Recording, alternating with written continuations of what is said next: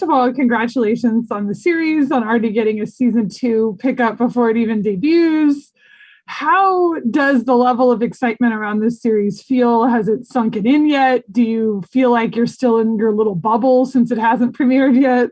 Yeah, I think, I mean, for me, I've felt like we're still in a bit of a bubble, you know. It still feels like the work that we've done is ours, and it's going to be a little bit of like a birthing experience of letting our baby out into the world so that people can enjoy it. But we've always known that this day was going to come and that we'd have a release date, and I think we're really excited. It's been a joy to be here over the last 2 years and work on this show. I think it's what the world needs right now, a story like this. So yeah.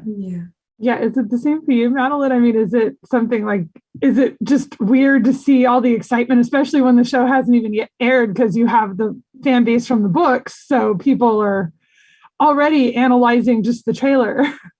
Absolutely. I mean, it's been a long time coming, not just for us, but people that have been, fans of the books for years, and I can, we feel their excitement of this coming out.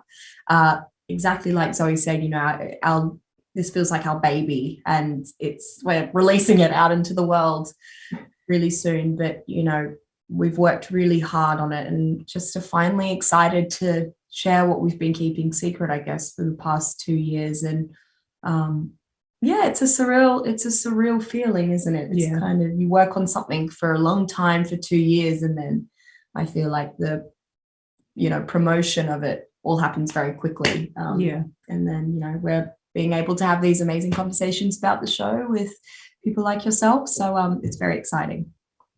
Well, this is absolutely epic. When this project came your way, what most excited you about it? Was there an aspect of the genre, of the story, of your specific character that most interested you? Was there one thing you sort of really keyed in with? I think all of it, honestly. It was just this... I don't know, this type of role comes around once in a lifetime, For me personally, Nynaeve is such a wonderful joy to play. She's so flawed and complex, and she's just one of, I don't know, I've just had the best time playing her. So I think it was definitely character first, but then obviously the draw of coming to Prague and filming this epic show was obviously something that was something that I could never turn down, honestly. Yeah, I think just working with exactly like Zoe said, the story comes first, and then once you get the role, you're working with amazing other actors that are like family. And Rafe, you're working with the best people in the industry, and it just feels like home. It really is the dream job. What was your audition process like? How do you go through something like this and not get attached to the character before you know whether you actually get to play the character? It's really difficult. I think as an actor, you have to try and put in your mind that you audition for a role, and then once you send that tape off, it's not yours. I remember just saying to myself as I got in the later stages of the casting process, I was like, I haven't got it until I'm on set in costume, fully as Egwene in the Two Rivers. But for me, I did, I think, 2 auditions, self-tapes, and then I was flown out to London, where I met the lads, and we did our auditions. And even getting to that point, you're like, I'm so close, and it's gonna kill me if I don't get this. And then I got the call that I got the job, and it all happened very quickly. And I think my world was just, I felt it changing for the better, and it was just an insane period of time. Yeah. How was yours? I mean, I think we all had similar casting experiences, but quite different. I'm from New Zealand, and I got my audition through email, and I self-taped with my New Zealand agent back home. Shout out Colin, he's amazing. We love Colin. And Alyssa. And Alyssa. And I got the I think I got the first episode through and I was like, what is this, and then I taped and kind of heard back immediately and had a Zoom call with, I think it was Skype back then, with analog. I know, showing my age. I had a Skype with Brave, and he just helped me get more of an understanding of the world and the character and the different takes of her, because she's very complex. And then after that, I think I had one more take to do, and got the role and came out to Prague, which is really quite surreal. I feel like I was pinching myself for a very long time. I didn't have the privilege of auditioning with the others, so it's just such a miracle that we all love each other and we get along, because the chemistry in particular between the Two Rivers kids is incredibly important, and we love each other to death. So it's they did their job really well. They did their job very well. From the perspective of a viewer, it's easy to see why you would want to play these characters, because who wouldn't want to play in a world like this? How deep did you dive into this world prior to shooting? Did you read the books? Did you do some other type of research? How did you approach finding your character and really sort of just focusing on their place in this huge world? For me, when I first got cast, I bought the book immediately and started reading. But the quickest kind of crash course, if you will, was going to YouTube and going to Reddit and going to Wheel of Time Wiki, because there's so much information there that, fans have so many hot takes and opinions and thoughts, and they are the ones that have been invested in this world for so long. So I thought, what better way to really get into the world and into Nynaeve's head and what people think of her than to go straight to the Wheel of Time fans. And I learned a lot very quickly. I learned a lot about what people don't like about Nynaeve and what people do, and it was really helpful. Yeah, absolutely. And I think like Zoe said, the fans have been such an amazing resource for us, and helping us find our characters and where we are in the world or in the story. We were flown out a month earlier before shooting to do our stunt rehearsals and horse riding and movement coaching for our specific characters' style. And it was amazing, because in that time we got time to process what we were going through, not just as Maddie and Zoe, but also our characters, and mentally prepare and physically prepare for what was coming up. So it was also a great opportunity to bond with each other during that time. This really is a massive world building series with locations and sets and costumes and language and mythology. I mean, the viewers really sort of have a lot to take in. Was there anything that most helped you get into the world and the character when you got on set? Is there something with the wardrobe or the environment or even a prop that you always have that helps you? I think costume is incredibly helpful. Even there's something about shoes too, like walking in the character's shoes, that really just inform the way that you will walk and hold yourself. I think, I can't speak for everyone, but I know it was a moment for me to walk into the Two Rivers for the first time. I mean, it's incredible. I wish everyone could see it. I feel like Amazon should make a theme park out of it, because literally the set designer Andre did like the most. He's just so talented. He built it from the ground up, and it was just surreal. It's absolutely surreal. Yeah, I mean, I remember the first time I stepped onto the set of the Two Rivers, and it was exactly as I pictured it from the books, down to the finest detail. And I mean, that's what's so brilliant about Robert Jordan's writing, is the detail that he gives to the world.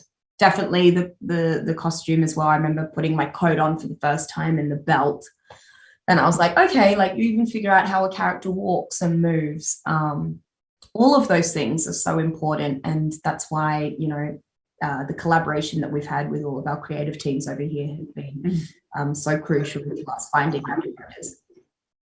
What have you loved about your character from day one? And is there anything, a quality you've grown to appreciate the longer you've played them that you didn't necessarily realize when you started?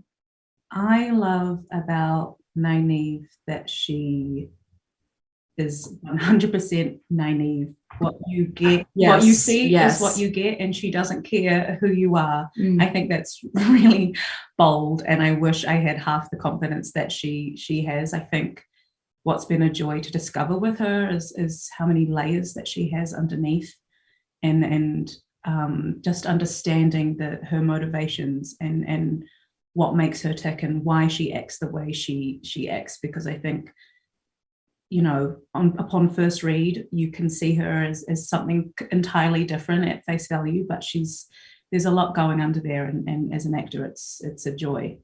Yeah, absolutely.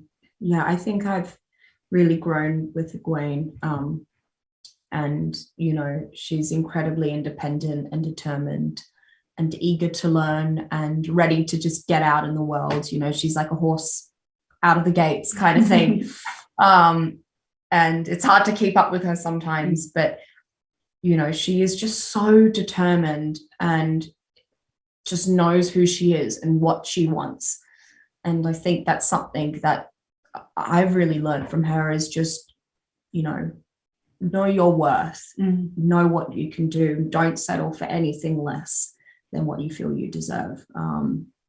They're just such strong women, and you know, and they're so connected, and they really spur each other on and lift each other up. And I think that is something that, you know, is a rarity, you know, in film and television, and you know, can be in this genre. So we're very lucky to play two women that have such a strong bond. Yeah, I love how female driven the show is, and how so much of the strength of the show comes from the women on it, which I think is rare, especially in a fantasy world like this. So I think that's really cool. Yeah. How bonding of an experience is it when one of you gets to push the other of you off of a cliff? I mean, is that like, how do you is there like an apology that happens first? Like, how does that whole thing play out? You were so apologetic. I think it was harder for you than it was for me. It was, I mean, you know, it was a bonding experience because it was very traumatic for each of us. I don't know if you've had any experience of throwing someone off a cliff, but it's not fun at all. Sure, it's not. Sure, I'm sure it isn't. Yeah. No, but Maddie, I was just amazed with how Maddie handled it. I remember we did the first take, and our incredible director Uta was like, "That's great, we got it." And Maddie immediately was like, "No, I can do one more. I can do it better." And she wanted to be thrown off again. So that just speaks to how incredible Maddie is as a person and as an actress. She's just, yeah. I was blown away. But no, I think the day was difficult, but it definitely brought us closer. Yeah. No, I love you so much, and I think the absolute world of you. You know, and it does. When you said it was like, it's hard to push someone off a cliff, I'm like, I bet. But you know, there's videos of us like hugging before doing it, and just, you were an amazing support, because obviously it was a scary thing to do, and I felt your support the entire way. And you know, as people will see, it's a thing that the women do is love. You know, I love you, you can do this, like this is your initiation. We believe in you. We wouldn't do this if we didn't believe that you could do this. Right. And I did feel that from Zoe, from Rafe, from Uta, from everyone that was there. So it was a really special moment for our characters, but also for us. Yeah, you know, 100%. Did you have a moment though, like right before falling into the water, that you were like, yeah, maybe I just won't do it? It was such a brilliant scene. I was like, I have to do it. You know, that we had incredible stunt women that was like, we could do it for you, and that tried it at first, and I was like, no, I've just got to do it. It's a massive part for my character. It's an initiation moment for her, and it felt like an initiation moment for me. So it would kill me to think of somebody else doing it and not myself. So did it feel different? It up. And then complain about it to Zoe later. I think once you make the decision, you just go for it, right? Yeah. There's a part of you that you're like, once I decide, then I'm all in. Yeah. Did it feel different doing it the second time? Does it get easier when you do it? The second time I definitely was like, do not do bicycle legs, which means it looks like you're on a bike and your legs kind of just go like that. So, I mean, because it is a stunt. So, you know, there is an element of choreography to it. Obviously, a lot of it is real fear, but there is a way of, you know, falling and moving that is important to get. But, you know, it was a lot to think about when you're flying through the air. Yeah. I mean, in a dress as well, in front of like how many hundreds of people getting hoisted back up. But it's just adrenaline takes over. You know, it's mental. Pretty early on, we see some horrific creatures show up and slaughter a whole bunch of people. And it's such an interesting scene because it goes from celebration and dancing to this horror, and also kind of includes magic. What was it like to shoot that whole sequence? It feels like that really sets up so much about what the mood and tone of this series is going to be. What was that like to do? And then to see what it looks like?